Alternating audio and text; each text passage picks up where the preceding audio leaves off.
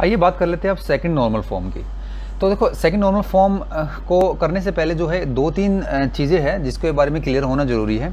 एक तो बोलते हैं हम प्राइम एट्रीब्यूट्स, एक नॉन प्राइम एट्रीब्यूट्स और एक partial functional dependencies. Prime attributes कौन से एट्रीब्यूट्स हैं? ऐसा एट्रीब्यूट रिलेशन के अंदर, ऐसा एट्रीब्यूट जिसके थ्रू मैं सारे के सारे एट्रीब्यूट जो है को निकाल पाऊँ।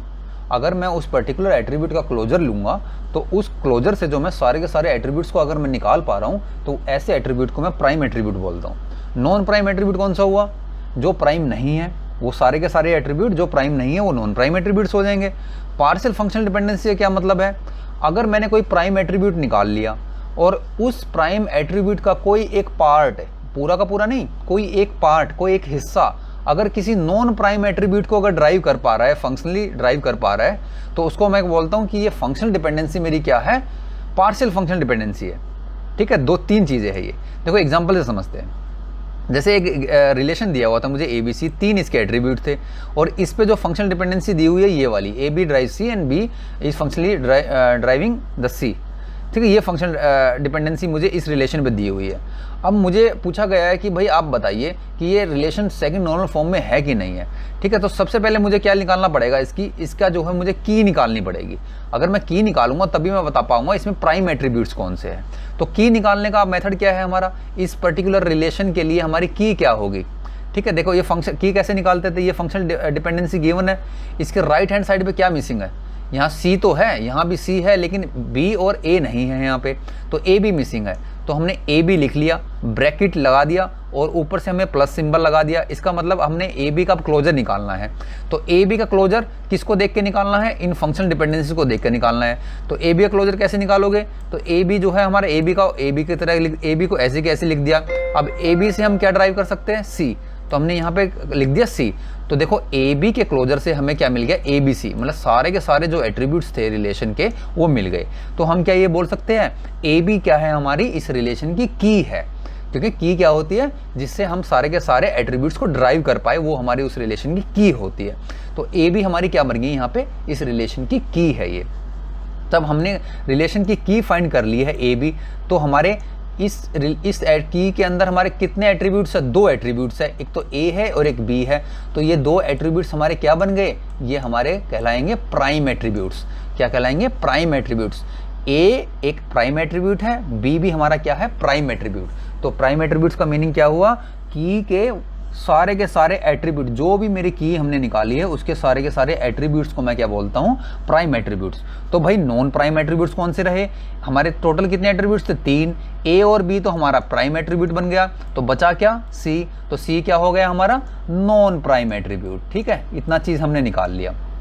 अब ये बताओ, ये जो फंक्शनल डिपेंडेंसी गिवन है, पहली फंक्शनल डिपेंडेंसी मेरी क्या है? AB determining C। AB क्या डिटरमाइन कर रहा है? C। अब AB जो है ये मेरा पूरा का पूरा पार्ट है इस की का, इस की आधा पार्ट है इसका। ये जो हमारी की है ना, ये क्योंकि ये हमारी AB इज द की ना, तो ये पूरी की पूरी AB जहाँ पे लिखा हुआ है, ये इसका पूरा का पूरा पार्ट है कि इसका आधा पार्ट है, मीनिंग इसका पार्शियल पार्ट है। अब AB तो इसका पूरा का पूरा पार्ट है, तो हम ये बोल सकते हैं इसका full part is driving a C। What is C? C तो एक नॉन प्राइम एट्रीब्यूट है। तो पूरा का पूरा पार्ट किसको ड्राइव कर रहा है?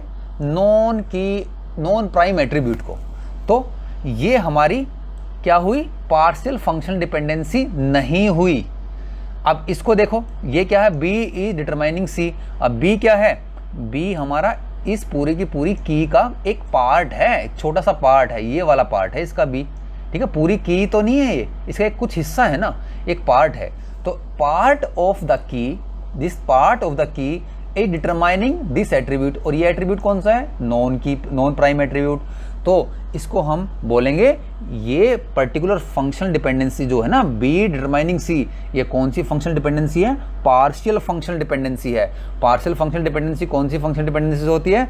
जहाँ पे पार्ट ऑफ द की मीनिंग जैसे यहाँ पे B है ना, ये पूरे के पूरे की का एक पार्ट है। Where part of the key is determining the non prime attribute. Non prime कौन सा है यहाँ पे? C is the non prime. तो पार्शियल फंक्शनल डिपेंडेंसी अगर मुझे पता करनी हो तो कौन सी पार्शियल फंक्शन डिपेंडेंसी है, मुझे ये देखना पड़ेगा क्या वो पार्शियल फंक्शन डिपेंडेंसी में जो लेफ्ट पार्ट है वो एक पार्ट ऑफ द की है कि नहीं है। अगर वो पार्ट ऑफ द की है तो राइट हैंड पे साइड पे देखो, फिर अगर राइट हैंड साइड पे वो नॉन प्राइम एट्रीब्यूट अगर आ जाता है तो हम क्या बोलेंगे, एक पार्ट ऑफ द की क्या डिटरमाइन कर रहा है, part of key a determining non key attribute, non key, जब भी ऐसा केस, नॉन की एट्रीब्यूट जब भी ऐसा केस होगा तो हम बोलेंगे वो पर्टिकुलर फंक्शनल डिपेंडेंसी क्या है, मेरी पार्शियल फंक्शनल डिपेंडेंसी है। और जब भी मेरी रिलेशन के अंदर कोई पार्शियल फंक्शनल डिपेंडेंसी गिवन होगी तो हम सीधा सीधा क्या कहेंगे, वो पर्टिकुलर रिलेशन मेरा क्या है, सेकेंड नॉर्मल फॉर्म के अंदर नहीं है, that particular relation is not in the second normal form. तो अब हमें क्या करना पड़ेगा, उसको सेकेंड नॉर्मल फॉर्म बनाने के लिए उसको हमें ब्रेक करना पड़ेगा। ठीक है, तो ब्रेक करते हैं, देखते हैं किस तरह से हम ब्रेक करेंगे। लेकिन पहले अब ये तो हमने आइडेंटिफाई कर लिया कि बी टू सी जो है मेरा क्या है, इस पर्टिकुलर फंक्शनल डिपेंडेंसी की वजह से मेरा रिलेशन क्या हो गया, to normal second normal form के अंदर नहीं बन पाया। तो प्रॉब्लम किसकी वजह से आई, इस पर्टिकुलर पार्शियल फंक्शनल डिपेंडेंसी की वजह से।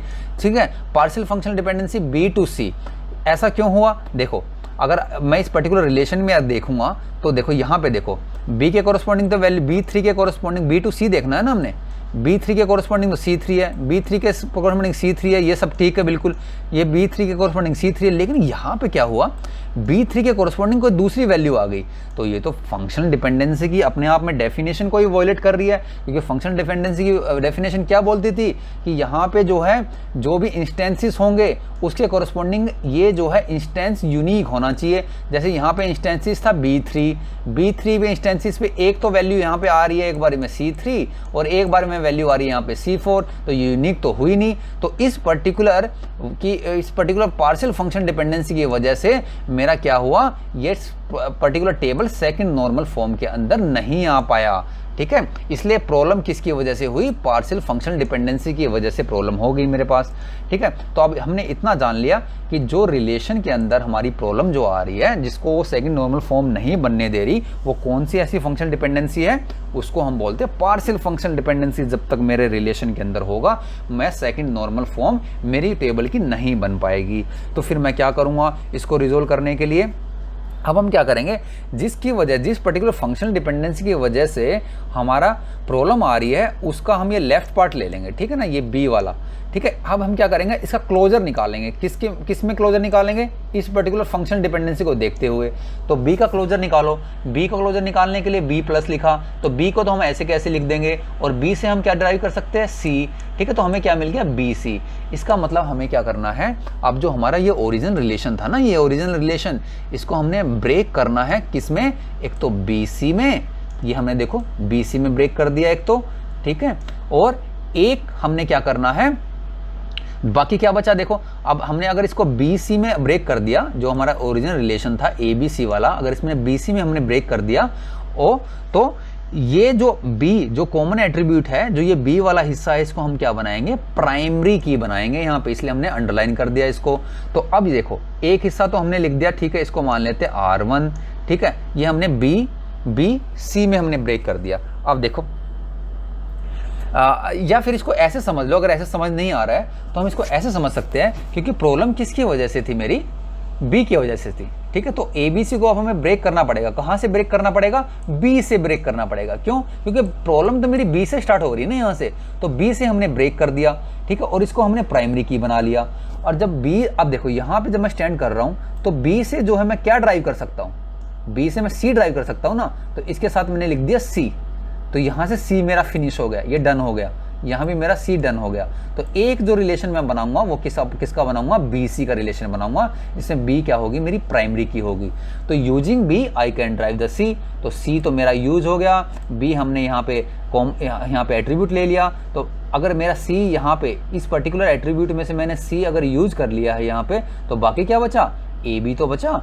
तो AB जो बचा उसको मैं सेकंड रिलेशन के अंदर लिख दूंगा, और ये AB कंबाइन जो मेरा क्या बनेगा, एक प्राइमरी की बनेगा।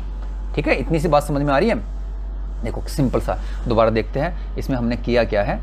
ये सिंपल लॉजिक है इसका।